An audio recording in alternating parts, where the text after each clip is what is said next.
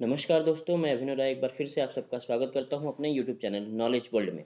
और आज हम लोग जो यूपी डेट से स्पेशल जो सेगमेंट में बना रहा हूं उसको लेके मैं आगे चलता हूं सीडीपी को। और आज हम लोग नेक्स्ट वीडियो देखेंगे सीडीपी के लिए।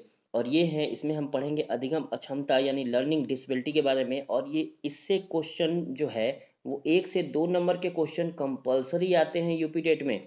बस इतने से ही 2 क्वेश्चन के नंबर जो है वो आप प्राप्त कर सकते हो। तो इसको अच्छे से याद कर लेना है, समझ लेना है। और आप लोग कई बार पढ़ते होंगे फिर भी कन्फ्यूजन होता होगा, तो अब जो है वो कन्फ्यूजन नहीं रहेगा। तो आप आइए जल्दी से हम लोग देखते हैं कि क्या होता है लर्निंग डिसेबिलिटीज़। पसंद आए तो लाइक जरूर कर दीजिएगा।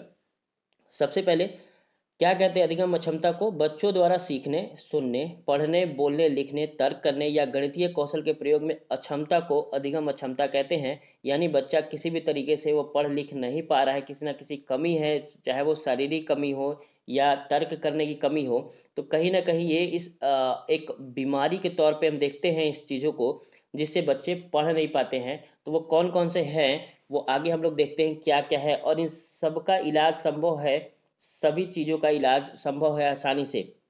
तो सबसे पहला है मौखिक रूप से सीखने की क्षमता। यानी मौखिक रूप से बच्चा क्या कर पा रहा है, सीख नहीं पा रहा है। तो मौखिक रूप से सीखने की क्षमता में दो भी है। पहला है क्या, अफेजिया, और दूसरा है डिस्फेजिया। ओके, क्या है अफेजिया और डिस्फेजिया? अफेजिया जिसमें भाषा का संप्रेषण नहीं कर पाता है बच्चा, संप्रेषण नहीं कर पाता है तो बोल कैसे पाएगा? तो ये एक प्रॉब्लम है। और इसको इस स्पीच थेरेपी के द्वारा सही किया जा सकता है। इसमें जितने भी बीमारियां हैं जो बच्चों से रिलेटेड है, सभी के इलाज संभव है और सभी को थेरेपी के द्वारा सही किया जा सकता है। तो चलिए हम लोग देखते हैं पहले क्या है फेजिया। भाषा एवं संप्रेषण की अक्षमता है ये। भाषा का संप्रेषण नहीं कर पाता है, कंक्लूजन नहीं निकाल पाता है उस चीज़ों का, जिसकी वजह से वो क्या कर पाता है, समझ नहीं पाता और वो बोल नहीं पाता है। डिस्फेजिया में जो बातचीत करने में आंशिक व पूर्णतः अक्षमता होती है, यानी या तो रुक रुक के बोलता है या समझ नहीं पाता चीज़ों को, तो वो बोल नहीं पाता है। तो ये जो प्रॉब्लम्स है बच्चों के अंदर उसको कहते हैं डिस्फेजिया। ओके, तो मौखिक रूप से जो सीखने की क्षमता है उसको अफेजिया और डिस्फेजिया कहते हैं। इसी तरह के क्वेश्चन आते भी हैं पेपर में। नेक्स्ट है पढ़ने की अक्षमता, यानी बच्चा पढ़ नहीं पा रहा है, किसी ना किसी कारणवश से वो पढ़ने में दिक्कत हो रही है। तो कौन कौन सी बीमारी है? तो वो है अलेक्सिया और डिसलेक्सिया। पढ़ने की अक्षमता में क्या है, अलेक्सिया और डिसलेक्सिया। तो पढ़ने की अक्षमता में अलेक्सिया में क्या है, अंधता या विजुअल अफेजिया कह सकते हैं इसको। कहीं ना कहीं उसे दिख नहीं रहा है साफ साफ, या कहीं ना कहीं उसे प्रॉब्लम हो रही है आंखों से रिलेटेड, तो वो पढ़ नहीं पा रहे हैं, तो उसको कहते हैं अलेक्सिया। और डिसलेक्सिया जो सबसे ज़्यादा क्वेश्चन पूछा जाता है, और तारे ज़मीन पे आप लोग देखे होंगे, उसी मूवी से रिलेटेड ये बीमारी है डिसलेक्सिया। तो इसमें क्या होता है, अक्षरों का क्रम जो है वो इधर उधर हो जाता है। यानी बी को डी समझ लेते हैं, सा को वा समझ लेते हैं, डब्लू को एम समझ लेते हैं। तो इस तरह के जो विभेद करने की जो क्रियाएं होती है वो नहीं कर पाता है बच्चा, और अक्सर कंफ्यूज रहता है वर्णमाला को लेके। तो उसको कहते हैं डिसलेक्सिया। ओके, क्या कहते हैं, डिसलेक्सिया। आप बिल्कुल याद रखने वाली चीज़ है, क्योंकि कई बार इसको क्वेश्चन में पूछा गया है।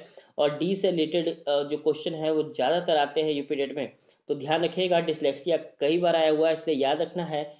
बी को डी समझ लेता है, इस तरह के भी क्वेश्चन आए हुए हैं कि बी को डी समझ लेता है बच्चा, इस किस बीमारी के अंतर्गत आता है, तो उसको कहते हैं डिसलेक्सिया।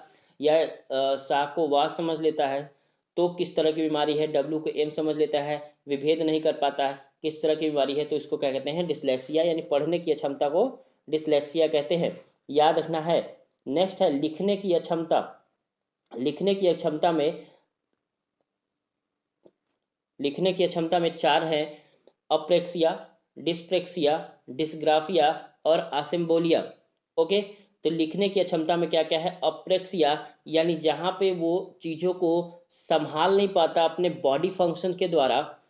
ठीक है, अपने बॉडी फंक्शन के द्वारा जब उस चीज़ों को संभाल संभाल नहीं पाता है उसको कहते हैं अप्रेक्सिया। यानी हाथ जो है वो क्या करेगा, कंपन करने लगेगा जब वो पेन उठाएगा, तो सही से वो लिख नहीं पाएगा, इसको क्या कहते हैं, अप्रेक्सिया। ओके, डिस्प्रेक्सिया लेखन एवं चित्रांकन संबंधी विकार होता है। यानी बच्चा डिस्प्रेक्सिया में लिखता सब कुछ है, बस आप पढ़ नहीं सकते हो कि लिख क्या रहा है, क्योंकि वो विकार ऐसा है कि वो सही ढंग से वर्णमाला को बना नहीं पाएगा या लिख नहीं पाएगा। उसको कहते हैं क्या, डिस्फेक्सिया। क्या कहते हैं, डिस्प्रेक्सिया। और नेक्स्ट है डिस्ग्राफिया यानी लेखन संबंधी विकार है। यहाँ पे भी बच्चा इसी ढंग से लिखता है कि आप उसके लिखावट को आप पढ़ ही नहीं सकते। वर्णमाला शुद्ध शुद्ध रहेगा, वर्णमाला आप समझ सकते हो डिस्ग्राफिया में, लेकिन वर्णमाला का क्रम जो है वो इधर उधर होगा, वो आप नहीं समझ पाओगे कि कहाँ क्या है। क के जगह ख लिख चुका होगा, ग के जगह घ लिख चुका होता है। तो इस तरह की जो बीमारियां हैं वो क्या होता है, डिस्ग्राफिया होता है। ओके। और आसिम्बोलिया में वो बोली को संप्रेषण नहीं कर पाता है, हम अक्सर बोलते हैं वो लिखता कुछ और है, इस ढंग को यानी जो भाषा है वो संप्रेषण नहीं कर पाता, जिसकी वजह से वो लिख भी नहीं पाता। तो इसको कहते हैं क्या, आसिम्बोलिया। तो लिखने की क्षमता को 4 भाग में बांटा गया है, अप्रेक्सिया, डिस्प्रेक्सिया, डिस्ग्राफिया और आसिम्बोलिया। आपको याद करना है अप्रेक्सिया और डिस्प्रेक्सिया, यही 2 क्वेश्चन है जो सबसे ज़्यादा पूछे जाते हैं लिखने की अक्षमता में, अप्रेक्सिया और डिस्प्रेक्सिया के बारे में, कि इनमें निम्न में से कौन लिखने की अक्षमता है। और आपको ऊपर वाले 2 ऑप्शन दे देगा, इसमें से एक अप्रेक्सिया डिस्प्रेक्सिया में से कोई एक दे देगा। ओके, तो इस तरह के क्वेश्चन आते हैं। नेक्स्ट है डिस्कैलकुलिया यानी गणित संबंधी जो विकार है यानी तर्क संबंधी जो विकार है उसको डिस्कैलकुलिया कहते हैं। कई बार डिस्कैलकुलिया के रिलेटेड ही क्वेश्चन आ गए हैं। ओके, कि निम्न में से गणित संबंधी विकार हैं और उसमें एक ऑप्शन होता है डिस्कैलकुलिया का। ओके, लेकिन इस बार से देखा जा रहा है कि इसमें भी अंदर क्या कर रहे हैं, एंट्री कर रहे हैं क्वेश्चन में। तो इसको भी 4 भाग में डिवाइड किया गया है। पहला है प्रैक्टोगेनेस्टिक, दूसरा है ग्राफिकल, तीसरा है लेक्सिकल और चौथा है ऑडियोगेनेस्टिक। ओके, ऑडियोगेनेस्टिक, इसमें एक क्वेश्चन लॉजिकल से आया हुआ है कि जोड़ घटाव गुणा भाग का में संबंध नहीं बना पाता बच्चा, तो इस किसके अंतर्गत आएगा, तो ये लेक्सिकल के अंतर्गत आएगा। किसके अंतर्गत, लेक्सिकल के अंतर्गत ये बीमारी आएगा डिस्कैलकुलिया का। ओके, प्रैक्टोगेनेस्टिक के अंतर्गत आता है कि बच्चा जो है वो सही से जो बीजगणित है या अलजेब्रा है उसके चीज़ों को समझ में नहीं आ पाता, वो प्रैक्टिस नहीं कर पाता सही से, प्रैक्टोगेनेस्टिक नहीं कर पाता है, अलजेब्रा के क्वेश्चन सही से नहीं लगा पाता है, तो उसको कहते हैं प्रैक्टोगेनेस्टिक डिस्कैलकुलिया। ग्राफिकल क्वेश्चन जो होते हैं, जो बीजगणित ज्यामिति से रिलेटेड होते हैं, ज्योमेट्री से रिलेटेड होते हैं, उसको समझने में असमर्थ होता है, प्रॉब्लम क्रिएटर होता है, तो वो ग्राफिकल डिस्कैलकुलिया के अंतर्गत आता है। लेक्सिकल मैंने अभी बताया कि जहाँ पे जोड़ घटाव गुणा भाग का संबंध स्थापित नहीं कर पाता है, जोड़ को गुणा कर देगा, गुणा को भाग कर देगा, अक्सर बच्चा डिस्टर्ब रहता है, उसको लेक्सिकल डिस्कैलकुलिया कहते हैं। और ऑडियोगेनेस्टिक यानी जो वर्ड प्रॉब्लम्स हैं या जो टीचर्स द्वारा बताए जा रहे हैं उसको वो समझने में असमर्थ हो जाता है, उसको कहते हैं ऑडियोगेनेस्टिक डिस्कैलकुलिया। ओके, तो गणित संबंधी या तर्क संबंधी ये बीमारियां हैं, इन सबका इलाज संभव है, याद रखिएगा सबका इलाज संभव है थेरेपी के द्वारा। नेक्स्ट है अन्य विकार में हम लोग देखते हैं अन्य विकार और कौन कौन से विकार हैं। तो पहला है डिस्थीमिया। डिस्थीमिया यानी गंभीर तनाव की अवस्था को कहते हैं। बहुत ज़्यादा जब तनाव हो जाता है उसको कहते हैं क्या, डिस्थीमिया। बच्चे को अक्सर तनाव की स्थिति में देखा गया है, खासकर जब वो बोर्ड की तैयारी में कर रहे होते हैं, इसलिए इस तरह के बीमारियों में अक्सर बच्चे कुछ ना कुछ ऐसे कांड कर जाते हैं जिसे हमें बचाना चाहिए। खासकर गार्जियनों को बहुत ज़्यादा दबाव नहीं देना है बच्चों पे। तो गंभीर तनाव की अवस्था को क्या कहते हैं, डिस्थीमिया। नेक्स्ट है डिस्मोर्फिया। एक ऐसा मनोविकार है जिसमें बालकों को यह भ्रम हो जाता है कि शरीर के कुछ अंग बहुत छोटे हैं और उसको बनाने के चक्कर में बन जाते हैं डिस्मॉर्फिया में। तो हमें ऐसा उसके अंदर जो है नहीं आने देना है। खासकर उनके जो अपने फ्रेंड होते हैं वो बच्चा जो है वो उनसे तुलना करने लगता है कि वो ज़्यादा सुंदर हैं, ज़्यादा अच्छे हैं, ज़्यादा लंबे हैं, हमारे में कहीं ना कहीं ये कमियां हैं। ठीक है, तो इस तरह की कमियों को उजागर नहीं देना है, होने देना है। उसके जो दोस्त मित्र हैं उसको पार्टिसिपेट करते रहना है, तो इसको कहते हैं डिस्मोफिया। ओके, अच्छा एक और बीमारी है नीमोफोबिया, जो मोबाइल से रिलेटेड होते हैं। क्या है, मोबाइल से रिलेटेड नीमोफोबिया।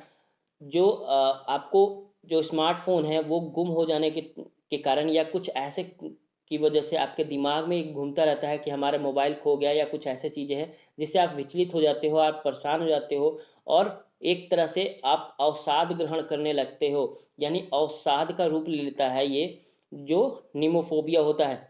ओके, तो ये कुछ जो बीमारियां हैं, ये कुछ प्रॉब्लम्स हैं जो बच्चों में अक्सर आए पाए जाते हैं और इससे रिलेटेड क्वेश्चंस जो है हमेशा आते हैं। यूपी डेट में 2 क्वेश्चन हमेशा से रहते हैं इसके। ओके, तो कैसा लगा आप जरूर कमेंट करके बता सकते हैं। ओके, तो लाइक करिए, सब्सक्राइब कर लीजिए। ओके, चलिए आज के लिए इतना ही, धन्यवाद।